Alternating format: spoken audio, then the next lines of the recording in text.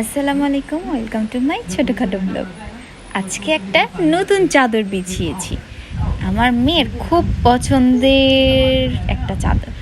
পছন্দের কিভাবে বুঝলাম, যখন চাদরটা বিছিয়েছি ও এখান থেকে একটা একটা করে ফুল ধরতে চাচ্ছে। ওর ফুলগুলো খুবই পছন্দ হয়েছে, ও কিন্তু ধরতে পারছে না। তাতেই বোঝা যাচ্ছে যে মেয়ের বুদ্ধি শুদ্ধি একটু হচ্ছে। মাশাআল্লাহ, আমার মেয়ের জন্য সবাই দোয়া করবেন যেন আস্তে আস্তে ও তাড়াতাড়ি বড় হয়ে যায়। না না, আস্তে আস্তেই বড় হোক, ঠিক আছে? সবাই আমার মেয়ের জন্য দোয়া করবেন। ভালো থাকবেন সবাই। আল্লাহ হাফিজ। তুমি একটু হাসি দিয়ে দিয়েছ মা। ফুলগুলো একটু ধরো তো, কি সুন্দর করে ফুলগুলো এবং ধরছে, কিন্তু একটাও নিতে পারছে না। ও কিভাবে করে দেখছে।